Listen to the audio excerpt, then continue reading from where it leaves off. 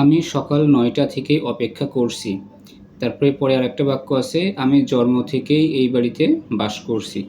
এই ২ টা বাক্য পড়ার পর আমরা অন্তত একটা জিনিস বুঝতে পারছি যে এইখানে ২ টা কাজই কিন্তু পূর্বে শুরু হয়েছে কিন্তু বর্তমানেও চলতেছে। তাই না? পূর্বে শুরু হয়ে যে কাজ বর্তমানেও চলে সেটাকে আমরা ইংলিশে কী বলি? Present perfect continuous tense. তাহলে এখানে যে ২ টা বাক্য দেয়া আছে, বাক্য ২ টা পড়ার পর আমাদের যেটা মনে হলো যে বাক্য ২ টা যখন ইংলিশে আমরা অনুবাদ করব তখন অবশ্যই প্রেজেন্ট পারফেক্ট কন্টিনিউয়াস টেন্সে রেখেই আমাদেরকে অনুবাদ করতে হবে। তাহলে আমাদের প্রথম কাজ হচ্ছে কি? প্রথম কাজ হচ্ছে যে এই বাক্যের মধ্যে সাবজেক্ট, ভার্ব, অবজেক্ট এগুলো খুঁজে বের করা। তাহলে আমি হচ্ছে যে এখানে আমাদের সাবজেক্ট, তারপরে হচ্ছে যে এই যে করা, এটা হচ্ছে আমাদের এখানে ভার্ব, তাই না? তারপরে এই যে অপেক্ষা, মানে অপেক্ষা করা, আমাদের এই টোটাল ২ টা মিলে হচ্ছে এটা কি? ভার্ব। তারপরে এইখানে একটা আছে যে সকাল ৯টা থেকে, তার মানে সকাল ৯টা, এটা হচ্ছে পয়েন্ট অফ টাইম। এই যে বাক্যটা, এটা হচ্ছে যে আমাদের যে অপেক্ষাটা শুরু হয়েছে না, তা সেই সকাল ৯টা থেকে শুরু হয়েছে, তার মানে এইটাকে আমাদেরকে পয়েন্ট অফ টাইম বলা হয়। আচ্ছা, তারপরে এখানে কি আছে? হতে, থেকে, চেয়ে আমরা যখন হচ্ছে যে বাংলা বিভক্তিগুলো পেয়ে থাকি তখন সেটা কি হয়ে যায়? ইংলিশে যদি আমরা রূপান্তর করি তাহলে প্রিপোজিশনে আমরা কনভার্ট করে নিই, তাই না? আচ্ছা, তাহলে প্রথমে যদি আমরা এখন এই বাক্যটা অনুবাদ করতে যাই তাহলে আমাদের কি করতে হবে?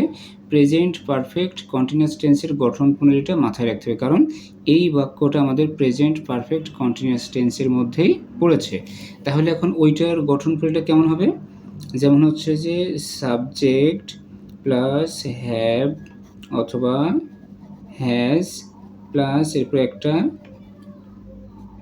বিন প্লাস মূল ভার্বের সাথে আইএনজি প্লাস তারপর আমাদের কি বসবে?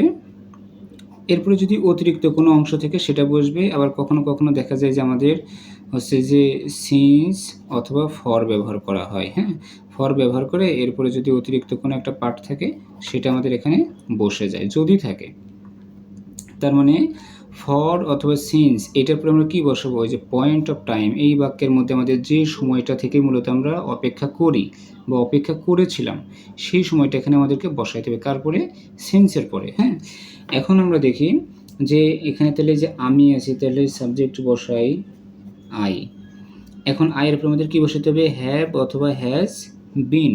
তাহলে আয়ের উপরে আমরা কী বসাবো? অবশ্যই হ্যাভ বসাবো। আচ্ছা, তাহলে আই হ্যাভ, এরপরে কি বসবে এখানে? বিন। I have been. তারপরে হচ্ছে মূল ভার্বের সাথে আইএনজি। এই বাক্যের মধ্যে আমাদের ভার্ব কোনটা? এই যে বাংলা অপেক্ষা করা, তাই না?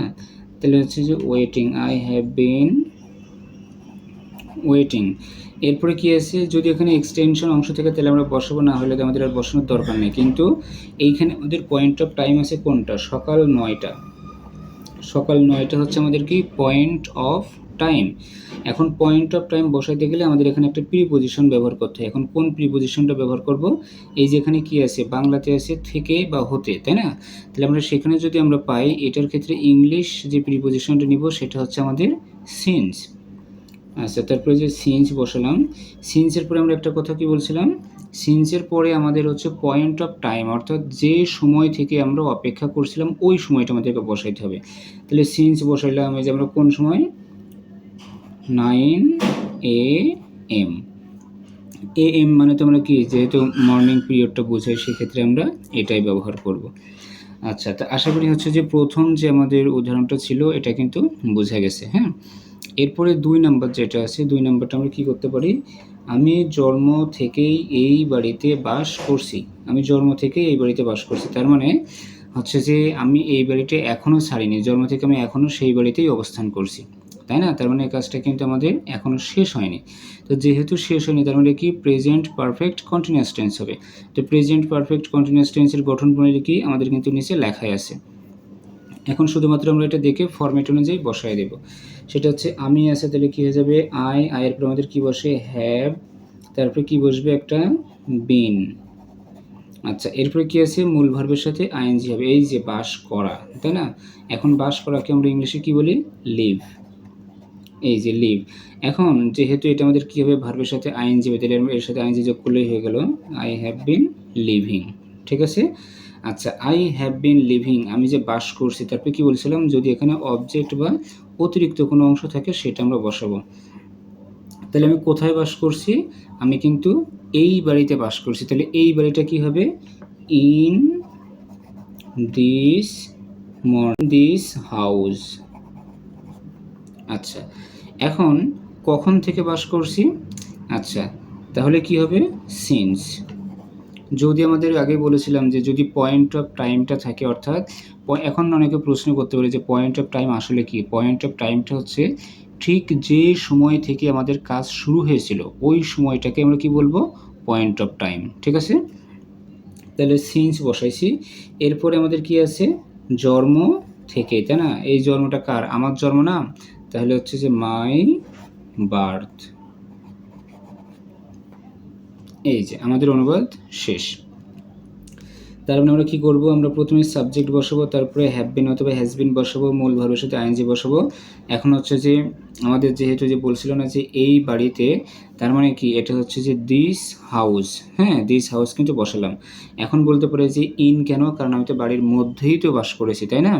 আর হচ্ছে যে বাংলা ক্রিয়ার শেষে বা হচ্ছে যে নাউনের সাথে যখন আমাদের তে বিভক্তিটা যুক্ত হয়, তে বিভক্তিটা যুক্ত হলে আমরা সেটা কী করবো? সেখানে একটা প্রিপজিশনের প্রয়োজন পড়ে। সেই প্রিপজিশন কোনটা? সেটা হচ্ছে যে আমাদের ইন। আচ্ছা, এখন হচ্ছে যে আমাদের এই সময়টা কি নির্দিষ্ট করে বোঝাচ্ছে না যে আমার জন্ম থেকে আমি এই বাড়িতে বাস করছি। তাহলে ওই যে আমার যে জন্মটা ওইটা হচ্ছে যে আমাদের নির্দিষ্ট টাইম পিরিয়ড। ঠিক আছে? আচ্ছা, তাহলে যখন আমাদের নির্দিষ্ট একটা টাইম পিরিয়ড আমরা উল্লেখ করব তখন কি করতে হবে? তার পূর্বে আমাদেরকে একটা সিন্স ব্যবহার করতে হবে। এই যে সিন্স ব্যবহার করলাম। আর হচ্ছে আমি কখন থেকে এই বাড়িতে আসি বা কখন থেকে বাস করতেছি? যখন আমার জন্ম হয়, মানে আমার জন্ম থেকেই। তাহলে এই যে সেটা হচ্ছে কি? মাই বার্থ। আশা করি বুঝে গেছে। আমরা কি করব? আমরা হচ্ছে যে আগে বাংলা টেন্সগুলো সম্পর্কে আমাদের আগে ভালো ধারণা রাখতে হবে।